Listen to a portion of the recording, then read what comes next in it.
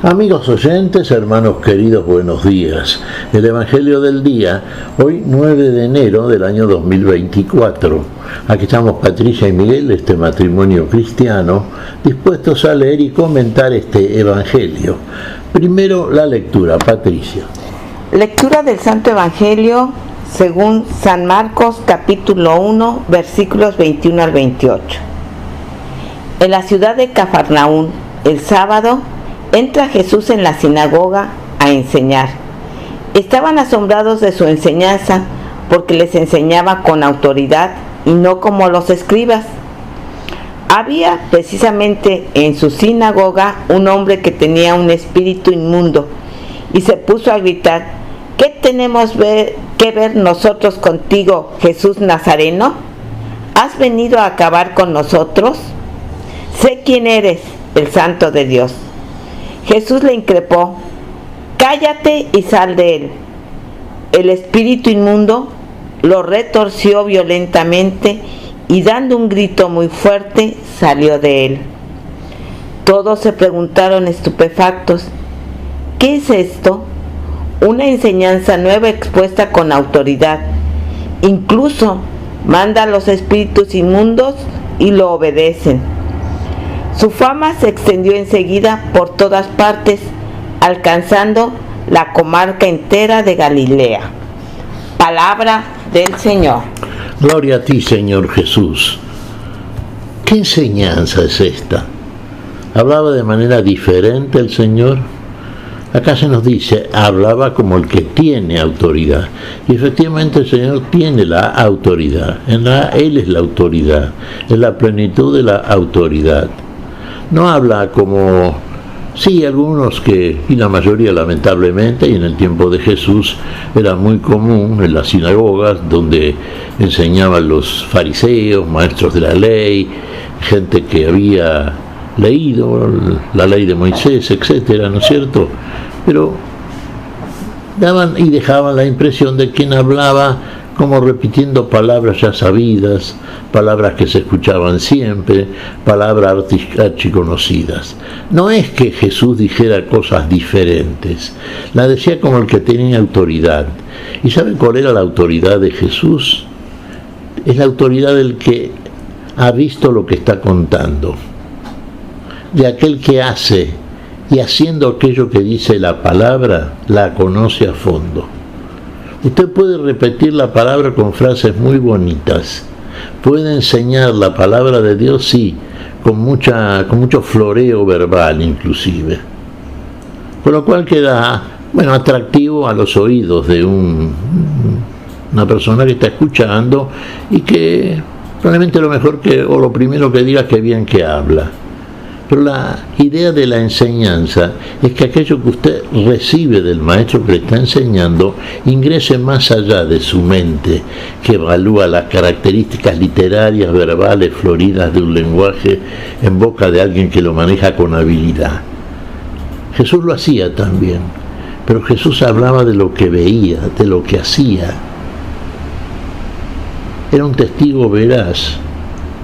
Y esa diferencia se percibía por parte de los oídos de aquellos que lo escuchaban, como aconteció, por ejemplo, en esta sinagoga de Cafarnaún. Entró Jesús ahí, sí, y como era la costumbre de los judíos los días sábados, ¿no es cierto?, a leer la Escritura, a escuchar el comentario de la misma. Entraba Jesús también, y él también hacía lo suyo. Pero fíjense que lo suyo era diferente.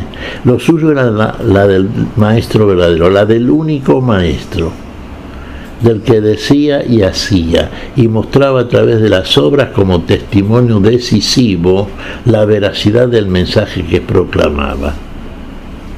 Por ejemplo, aquí en esta sinagoga, cuando entra Jesús, había entre los que estaban presentes un hombre poseído por un espíritu de demonios. Cuando lo ve entrar a Jesús, esto merecería un comentario aparte y muy largo, pero no es la idea ahora ni el tiempo, pero los demonios reconocían al Señor. El diablo mismo reconoce antes que nadie al Señor. Teme y huye ante la presencia del Señor. Saben el poder que tienen. Sabe el poder que tiene el Señor, saben eso, huyen. Como este espíritu del mal que estaba poseyendo a ese hombre presente en la sinagoga. ¿Qué dice cuando lo ve entrar a Jesús?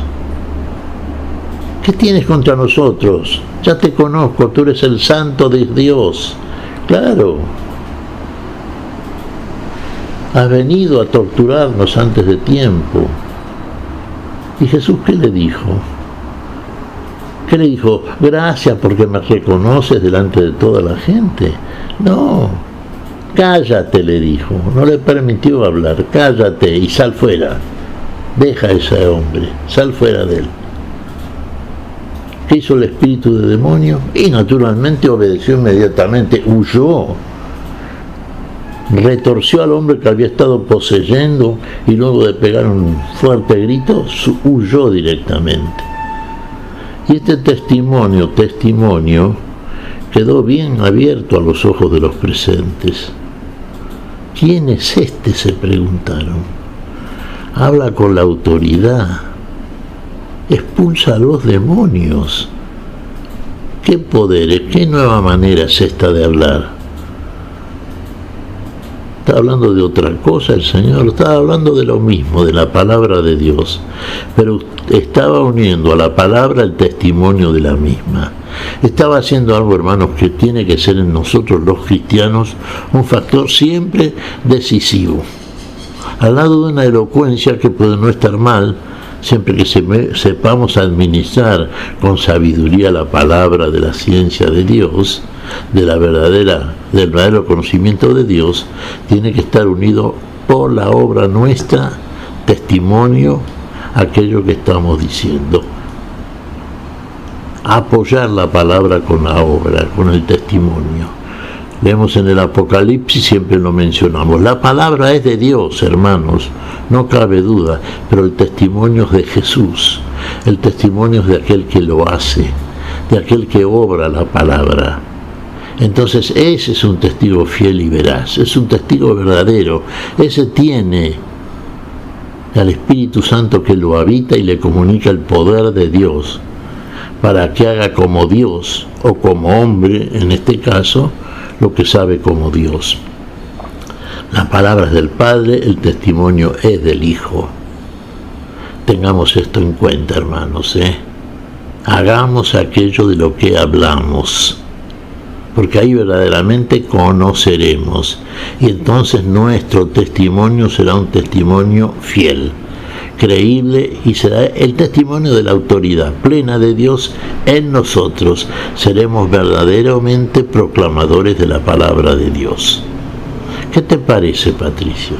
Pues mira, Miguel, pienso que tenemos que pedirle al Señor que saque de nosotros esos demonios que nos habitan y que no nos permiten avanzar en su camino. Sí, seguimos al Señor, pero esos demonios son muy, muy sutiles y saben por dónde meterse.